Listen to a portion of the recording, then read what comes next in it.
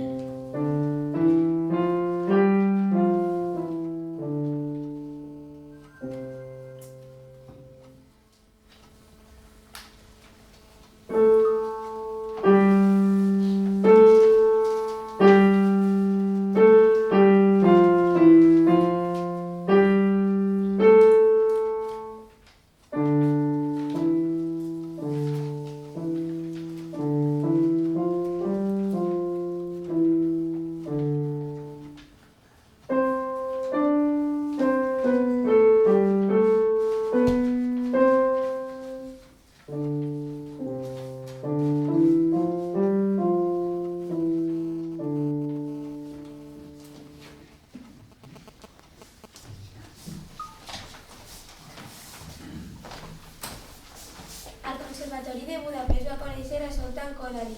Tots dos eren quasi bé de la mateixa edat i, portats pels corrents nacionalistes d'aquella època, començaren a recórrer les poblacions del seu país i també de Bulgària, Romania, Turquia i fins i tot al nord d'Àfrica per recollir melodies i cançons populars.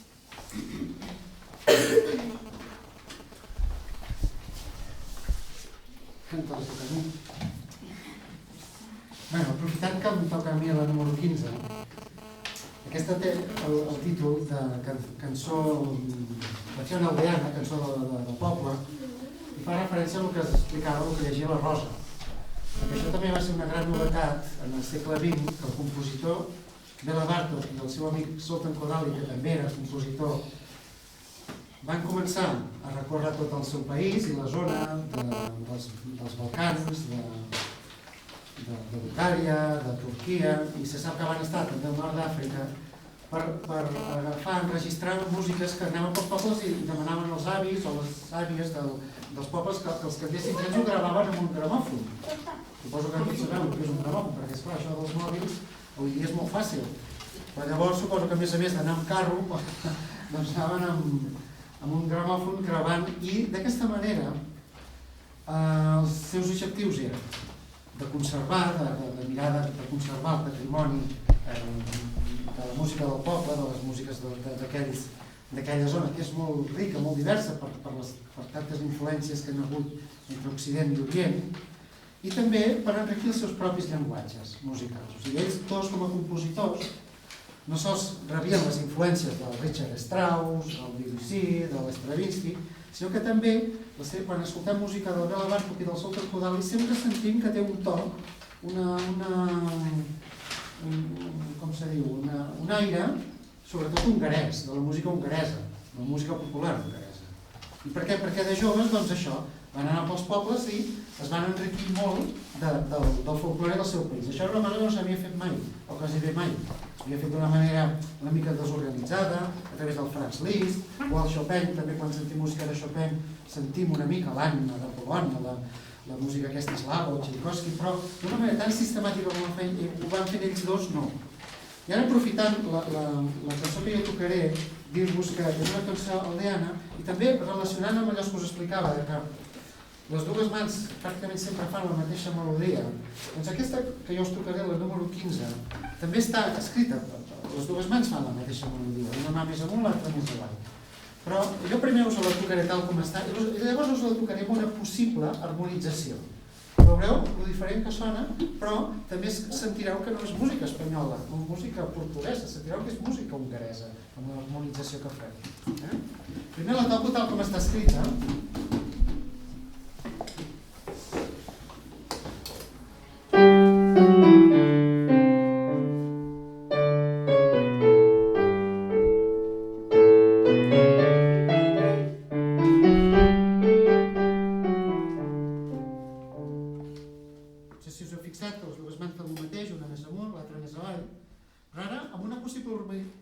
Harmonització amb un possible acompanyament sonaria així.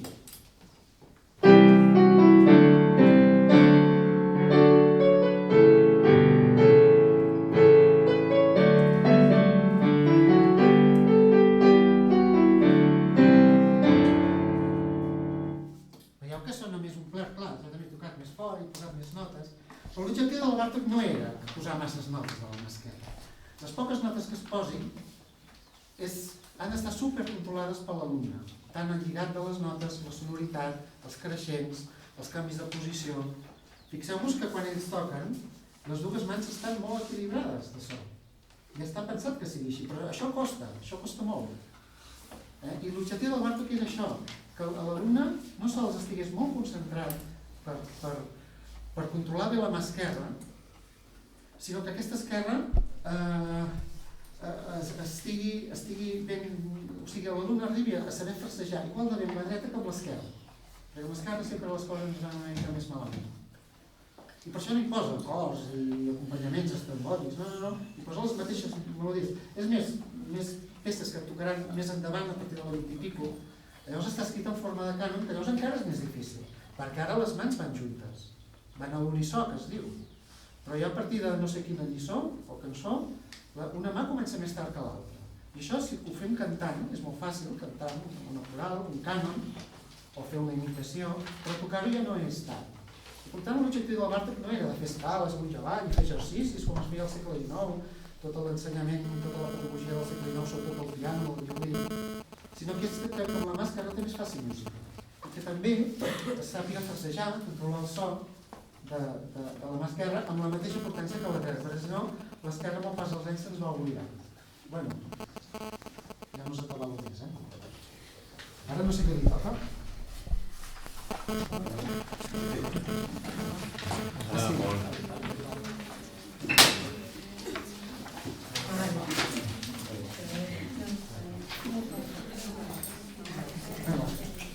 senyor Pol està acostumat a perdre els papers.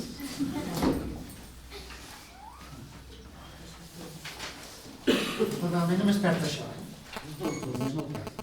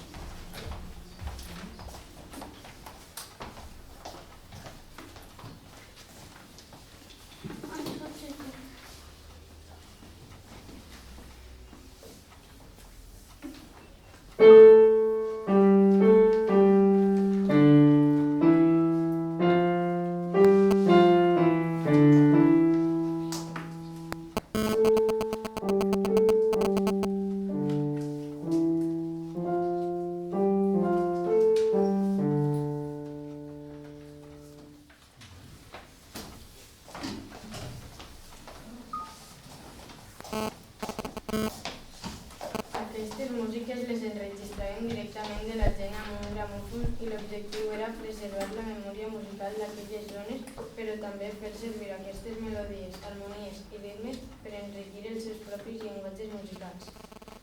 Així doncs, tant en Bartók com en Kodály impregnen totalment la seva música d'elements musicals populars.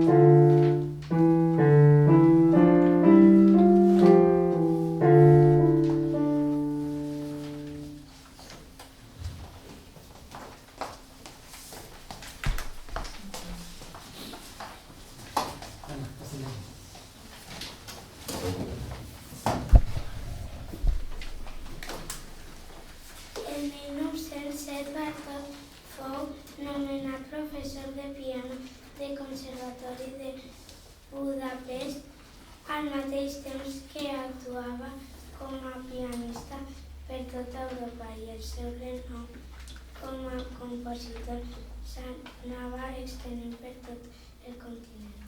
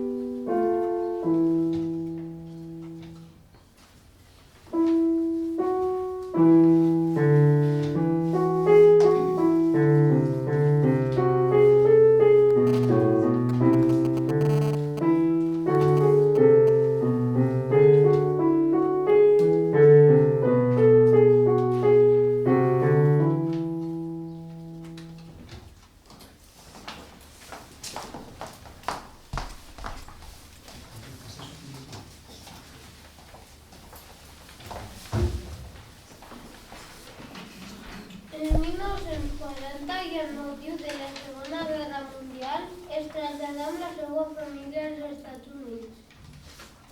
Va residir a Nova York, on morí de càncer en 1945, en la més absoluta misèria i desconeixement per part del gran públic.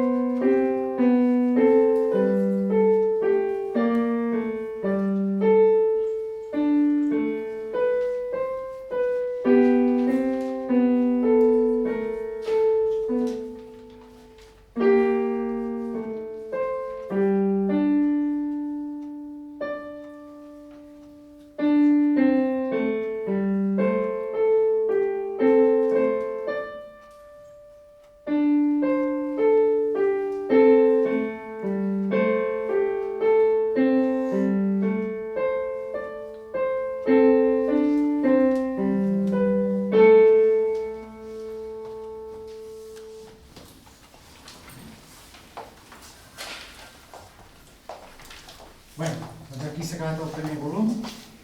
Ara, sisplau, sortiu aquí per saludar.